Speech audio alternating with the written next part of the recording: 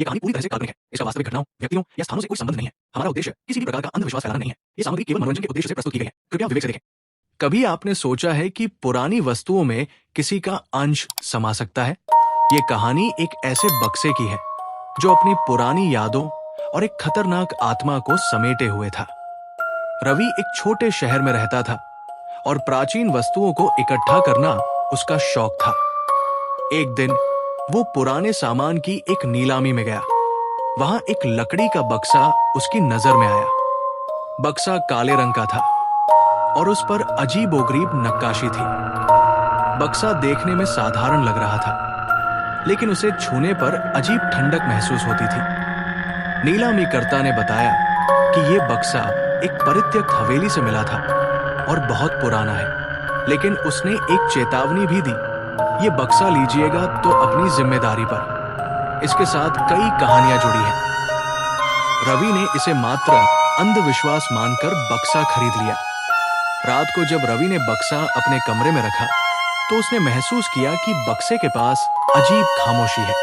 जैसे ही उसने बक्सा खोला, अंदर से एक पुरानी चूड़ियों की जोड़ी और एक खून से सना कागज का टुकड़ा मिला। कागज पर एक नाम लिखा था, सुमित्रा। रवि ने इस पर ज्यादा ध्यान नहीं दिया और सो गया। लेकिन रात के अंधेरे में उसे एक अजीब आवाज सुनाई दी। आवाज धीमी धीमी फुसफुसाहट की तरह थी। मुझे बाहर निकालो, मुझसे मत डर। रवि ने आंखें खोलकर देखा तो बक्सा अपने आप खुला हुआ था। उसके भीतर से सफेद धुएं की एक परछाई उठ रही थी। वो बुरी तरह घबरा गया और जैसे तैसे रात काटी। अगले दिन उसने अपने दोस्त विकास को सारी बात बताई।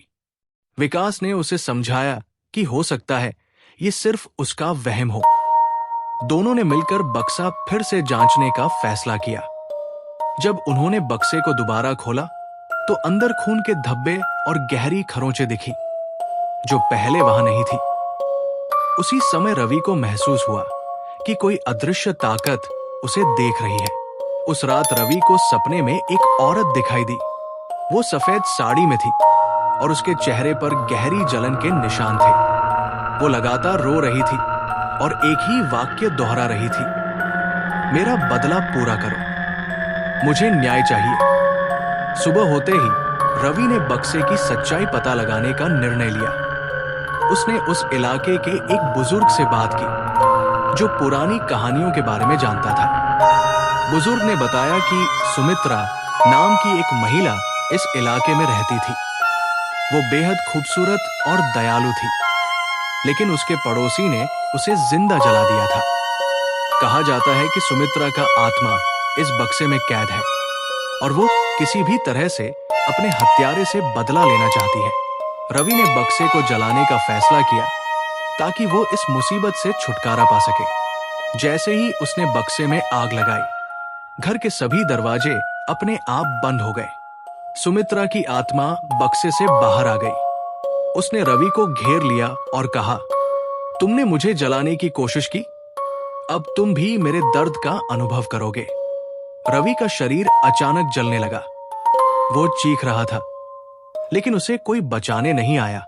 कुछ दिनों बाद रवि का जला हुआ शव उसके कमरे में मिला, लेकिन बक्सा गायब था। कहते हैं वो बक्सा अब भी कहीं घूम रहा है, अपनी अगली शिकार की तलाश में। तो क्या आप सोचते हैं कि अगर वो बक्सा आपके सामने आ जाए तो क्या आप उसे छूने की हिम्मत करेंगे? अगर कहानी पसंद आई हो तो लाइक करें, सब्सक्राइब करें और कमेंट में बताएं कि अगली कहानी किस बारे में होनी चाहिए।